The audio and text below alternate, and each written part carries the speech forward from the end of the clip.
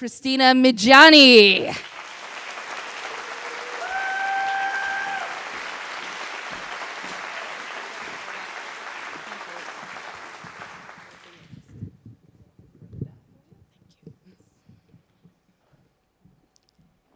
He lives not were the words I heard on May 22nd, 2021. Don't go back to your apartment, the telephone voice said. As I crumpled to the floor of Munich airport's baggage claim, I screamed, "No, it's not true. It's not true."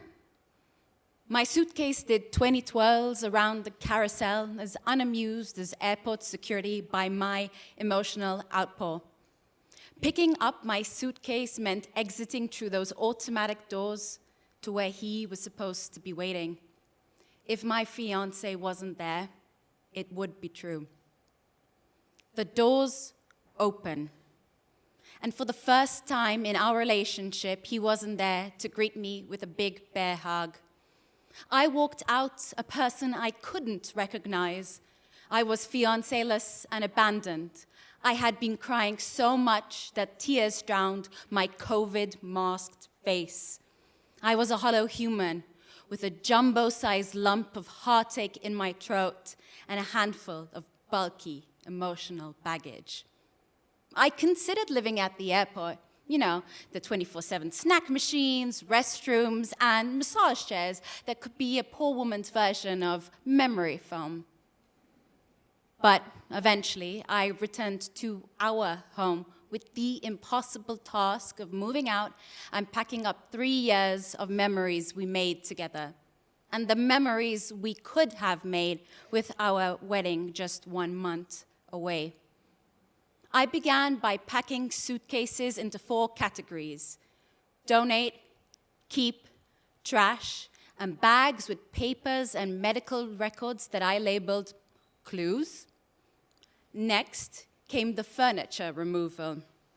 Germany isn't like the US with the thriving second-hand marketplace for bargain hunters and scam artists.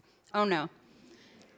So I called a company that would remove the furniture for 600 euros and a side of sass.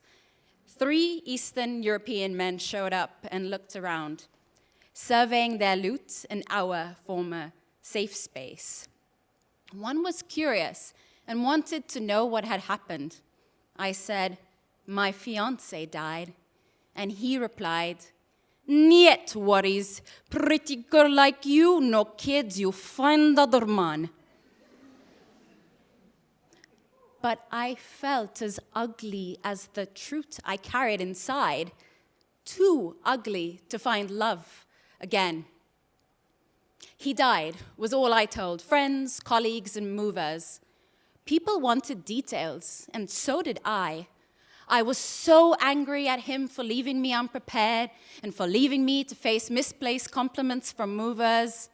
And I was angry for not remembering the password to his laptop where I hoped to find answers. I spent months moonlighting as a lean, mean searching machine just to make sense of it all. I searched for every and any hint of a written password in the bags labeled clues. I went dumpster diving when I thought I had thrown away the password. I repeatedly sat in front of his laptop in an effort to trigger muscle memory. I tried to decipher every scribble and wondered whether self-checkout had a darker meaning. My moonlighting stint came to an abrupt halt one day. While packing suitcases for my move to DC, I thought about the many times I had boxed up my life and how I just needed to unpack it all. I was at my parents' house in Malta, and I ran up to my mom in the kitchen. I announced, "Mom, please take his laptop. I'm done searching for the why in his story.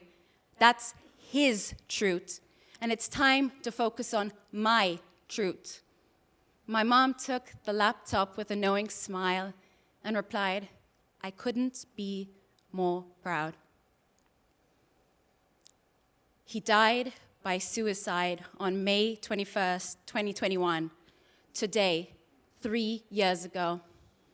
That's the truth I never told. I censored myself to avoid the stigma that my Roman Catholic religion and my fellow close-knit but gossipy Mediterranean people attached to suicide. Every time someone asked, how did he die? I dodged those questions like Neo dodges bullets in the Matrix. It wasn't a sin, it wasn't selfish, and it wasn't anyone's fault. No, it wasn't. But I hid the truth like some dirty little secret. And by doing that, I couldn't fully grieve the enormity of what had happened. It made me feel like I had lost myself and him. I lost my love for words because my language of grief wanted to sound resilient and struggled with bad words like suicide. That's why, when I moved to DC, I told myself I wouldn't self-censor. Each day, I would share a little more. I started small with random baristas who asked where I'm from. I'd say I'm from Malta. Yes, you may need to Google that. But moved to Germany for love and left with loss. Slowly, I became comfortable sharing how painful it was to return my engagement ring. How grateful I am to have said I love you in my final call to him.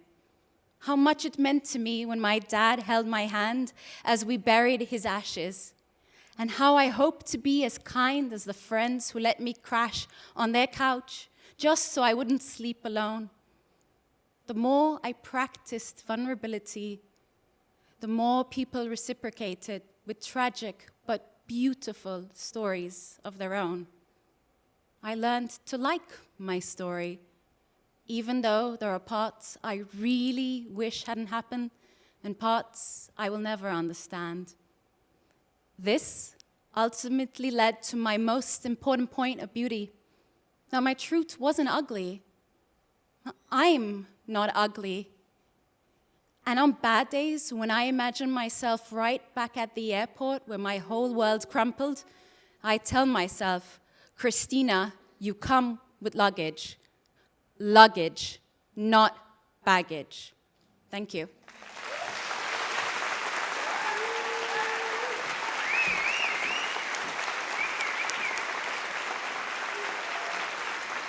Christina Migiani.